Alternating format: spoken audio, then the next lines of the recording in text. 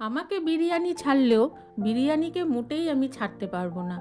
তাই রাত্রে তো ভেবেই পাচ্ছিলাম না, আর আজকে না রুটিও খেতে একদমই ইচ্ছে করছিল না। তাই কি করব, দেখলাম ফ্রিজে কিছুটা চিকেনও আছে।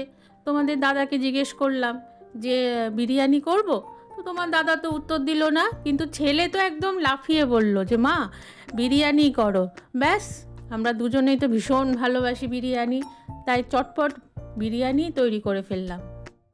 জানো তো, আমি বিরিয়ানির মাংস থেকে আলুটাই বেশি পছন্দ করি। তাই বাড়িতে করলে একটা বেনিফিট কি, যে আমি একটার বদলে দুটো আলুও খেতে পারবো। তারপরে ওপরে একটু শসা পেঁয়াজ দিয়ে বেশ রাত্রের ডিনারটা আমাদের হয়ে গেল। বিরিয়ানিটা করেছিলাম খুব শর্ট টাইমে, কিন্তু খেয়ে আমার ছেলে বলল মা দুর্দান্ত হয়েছে খেতে। ব্যাস, এটাতে আমিও খুশি, আমার ছেলেও খুশি।